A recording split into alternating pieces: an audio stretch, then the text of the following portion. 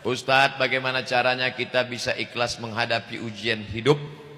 Apa yang terjadi, maka kau kembalikan kepada Allah. Alladzina idza asabathum musibah qalu inna lillahi wa inna ilaihi raji'un. Langsung ke kamar mandi, ambil air wudhu, salat sunat hajat 2 rakaat supaya Allah melapangkan hati. Usolli sunnatal hajat rakaataini lillahi ta'ala. Tolong lapangkan hatiku, tak sekuat menerima musibah ini. Allahu akbar.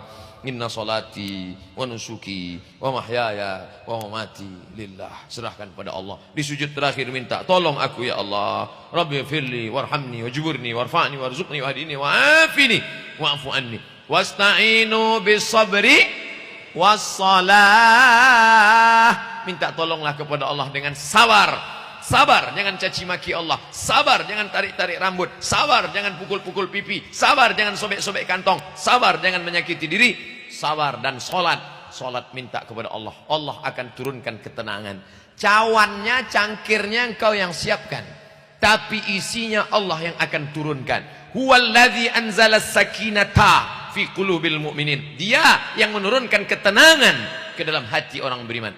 Alhamdulillah Ustaz Somad, setelah Ustaz suruh saya sholat, hati saya tenang. Suami saya meninggal, saya tak pikirkan lagi. Alhamdulillah, saya tenang. Jadi ibu enggak nangis? Enggak Pak Ustaz. Kenapa? Memang udah lama saya tunggu supaya mati dia.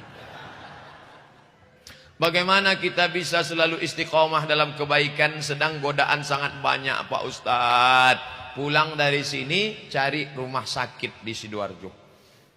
Ada rumah sakit, datang. Kalau security-nya nanya, mau kemana Pak? Mau melihat semua yang sakit di rumah ini. Dengan melihat orang sakit, kita akan istiqomah. Saya masuk ke rumah sakit, melihat ibu-ibu, bapak-bapak dekat, lalu ditusuk tangannya pakai kabel panjang sebesar ini, keluar darah berbuih, masuk ke dalam mesin cuci darah. Ternyata buah pinggang yang sebesar telur angsa di sini sudah tidak berfungsi. Saya tanya, sebulan berapa kali? Seminggu 2 kali. Berapa lama terbaring? 5 jam Pak Ustadz. Sakitnya jangan diceritakan. Uang yang duit, cuci darah. Oleh sebab itu maka datang syukur kita kepada Allah. Aku masih sehat, berarti Allah suruh aku beribadah. Sering-sering datang ke rumah sakit. Kalau enggak juga berubah, ikuti orang mati, lihat liang lahat, tanah liat baru digali naik ke atas, turun hujan basah. Disitulah engkau akan diletakkan, dibaringkan, ditidurkan bantalnya. Tanah yang dikepal bulat-bulat letakkan. Mobil pulang, istri pulang, anak pulang, harta pulang, semua pulang. Tidak ada pakai kain sarung, baju koko, sorban peci, tinggal semuanya. Kau tinggal di dalam, mereka akan timbun. Apa? Tidak ada selain daripada tahajudmu di tengah malam, tasbih zikirmu, sodakohmu. Itulah yang akan membuat engkau akan istiqomah. Pertama, lihat orang sakit. Kedua, lihat orang mati. Kalau tidak berubah juga, berarti kau sebetulnya sudah lama mati. Bagaimana cara mempersiapkan keluarga yang sakinah bagi orang yang belum menikah? Kamu belum menikah, iya, jaga dirimu dari maksiat. Pertama, maksiat mata. Nggak bisa Pak Ustadz, saya kan jalan, masa merem mulu? Tundukkan pandangan. Kalau ada orang yang pakaiannya nggak betul, lihat dikit-dikit nggak apa-apa. Lihat jalan. Masa bapak-bapak lalu lintas, nggak mungkin nggak lihat jalan. Pakai helm gelap, kalau agak gelap agak sedikit dosanya. Karena kalau kita pakai kacamata hitam, orang putih sama hitam sama bentuknya. Nah, setelah itu, Pak Ustadz, kayak sudah jaga mata tapi makanan, makan daging, makan sup, makan ini, kan libido seksual naik. Banyak-banyak puasa sunat. Senin, Kamis, Senin, Kamis, Senin, Kamis. Saya sudah puasa Senin, Kamis, tetap bergelora Pak Ustadz. Puasa Nabi Daud. 1, 3, 5, 7. Tetap juga Pak Ustadz, tiap hari puasa. Namanya puasa dahar. Tiap hari. Insya Allah kalau kau puasa tiap hari, nafsu ada, tenaga enggak ada.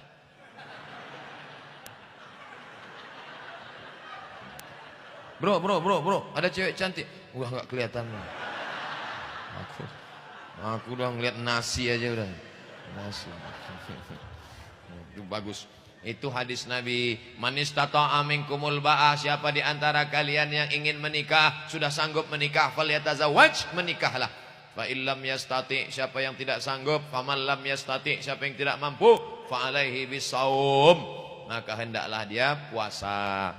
Itu bagus bagi kalian yang lajang-lajang. Nafsu banyak, maka kalian kendalikan dengan main olahraga. Futsal. Futsal mahal Pak Ustadz, 1 jam 50.000. Renang. Berenang juga mahal Pak Ustadz di kolam renang. Yang gratis. Sini kan dekat laut kan? Pergi ke laut, terjun. Berenang. Insya Allah kalau sampai ke tengah bukan cuma nafsunya hilang, orangnya hilang sekalian. Olahraga memanah. Nah, beli, saya ada panahan. Kalau dekat kita bisa saya pinjamkan panah. Berkuda, kuda tak ada. Apakah ada yang namanya salah jodoh? Orang yang hidup bersama selama bertahun-tahun lalu cerai, apakah mereka yang dinamakan salah jodoh? Enggak ada salah jodoh. Ada yang bisa dipilih, ada yang tidak. Saya antara ceramah berdiri dengan ceramah duduk, milih atau enggak milih? Milih. Ustadz mau duduk atau berdiri? Saya berdiri. Antara minum dengan enggak minum, milih. Kalau saya mau minum, saya minum. Kalau enggak, enggak. Antara ceramah terus atau berhenti. Begitu juga dengan jodoh. Kau diberi Allah kuasa antara nikah dengan Khadijah atau dengan Fatimah atau dengan Aisyah. Makanya jangan cepat-cepat. Wasyawirhum fil amri, musyawarah. Ustadz, ini calon saya ada 3 Pak Ustadz. Yang satu orangnya kaya tapi jelek. Yang satu orangnya cantik tapi susah. Yang satu lagi orangnya enggak terlalu cantik, enggak terlalu kaya, tapi orangnya taat. Yang nomor 3 aja. Wasyawirhum fil kau musyawarah. Kalau sudah musyawarah, fa idza azamta, kalau sudah azam, fatawakkal 'ala Allah. Tawakal pada Allah.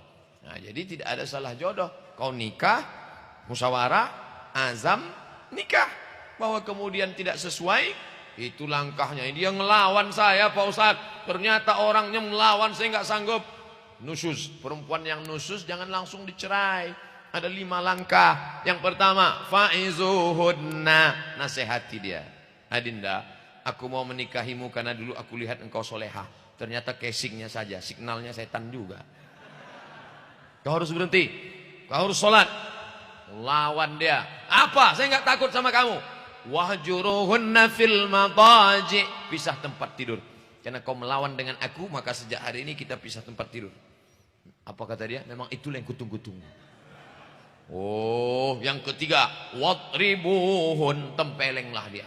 Pas mau ditempeleng, diambilnya kamera, difotonya, langsung diupload. Teganya. Ditangkap sama Pak Kapolsek. Kekerasan dalam rumah tangga.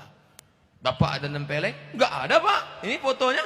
Loh, Bapak dapat dari mana? Sudah di-share 30. Tempeleng tidak bisa, karena bisa kekerasan dalam rumah tangga, bisa ditangkap, pasal-pasalnya jelas. Yang keempat, baba'atsu hakaman min ahlihi wa hakaman min ahliha, mediasi. Pihak laki-laki, pihak perempuan duduk bersama. Mediasi gagal, baru yang kelima tolak. Nah, jadi bukan dikit-dikit tolak. Ini laki-laki yang baru nikah, dikit-dikit marah tolak. Pulang ke rumah nggak ada nasi, cerai. Nggak ada teh manis, cerai. Nggak ada kopi, cerai. Nggak ada tusuk gigi, cerai. Apa ini? Tolaknya bukan 1, langsung tolak 100. Makanya ngaji. Pak Ustadz, bagaimana cara untuk menghilangkan rasa rindu saya kepada ayah saya yang sudah lama meninggal dunia? 5 cara. Pertama, kirim doa. Allahumma fir lahu warhamhu wa'afihi wa'afu anhu. Yang kedua, kirim tahlil. La ilaha illallah, la ilaha illallah, la ilaha illallah. Untuk almarhum ayahku sampailah tahlil ini. Yang ketiga, baca Quran. Mazhab Syafi'i, wa in khatimul Quran, yang paling afdal baca 1 khatam Quran. Kalau nggak sanggup 1 khatam Quran, hatinya Quran. Yasin wal Quranil Hakim. Kalau tidak sanggup hatinya Quran, yang paling dikit Ummul Quran. Apa itu? Al-Fatihah. Al-Fatihah pun tidak sanggup, Inna lillah. Ayahmu yang mencarikan makanan halal, berpetik puluh keringat air mata, patah giginya merah, darahnya menetes, kulitnya melepuh untuk uang sekolahmu, tiba-tiba membacakan Al-Fatihah pun kau tak mau. Oh, keempat, datang ke kuburnya. Datang kuburnya, ziarah kubur, mengingatkan engkau pada mati. Hatimu akan lembut, air matamu akan menetes, dan kau ingat mati. Kalau kau ingat mati, kau tidak akan curang. Kalau kau ingat mati, kau tidak akan shopping terlalu banyak, hartamu bazir. Kalau kau ingat mati, kau tidak akan sia-siakan anak yatim. Yang kelima, datang ke tempat anak yatim, bawa nasi kotak. Assalamualaikum Pak anak yatim. Ya, berapa anak yatim di sini? Ada sekitar 500. Keluarkan, saya bawa nasi kotak. Berapa? 10 aja. Betulan nih saya bawa. Gitu. Sampai nggak pahala sedekah? Sampai. Mana dalilnya? Mana dalilnya? Ini kan sekarang lagi tren nih. Mana dalilnya? Ya Rasulullah, ummi matat. Emak saya sudah mati, meninggal dunia.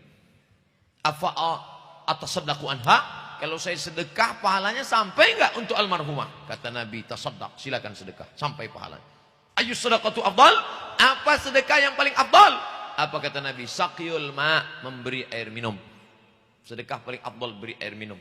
Karena di Jazirah Arab payah air minum. Sedang air minum aja sampai, apalagi nasi kotak. Bagus sedekah fakir miskin. Belikan pakaian ke ibu-ibu jompo. Belikan kain sarung untuk bapak-bapak. Peci, bagus. Baju koko. Bagaimana sikap kita terhadap ikhwan yang menginginkan ta'aruf tapi tak kunjung ada kejelasan?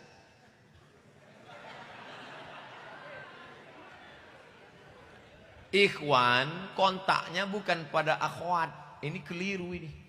Ikhwan kontaknya bukan ke akhwat, tapi kepada walinya. Kamu walimu, hai akhwat, ada 6. Bapakmu, mbahmu, kakekmu, adikmu, abangmu, abang ayahmu, atau adik ayahmu. 6 orang ini yang dia kontak. Adapun kamu nggak usah terlalu bereaksi.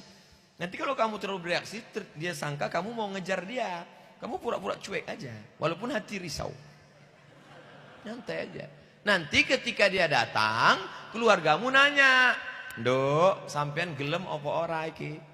Kamu mau nggak sama dia?" Kalau anak gadis zaman dulu diam dia. Perempuan yang diam, kata Nabi, as-sukutu alamatur ridha. Kalau diam tanda setuju. Itu anak gadis dulu.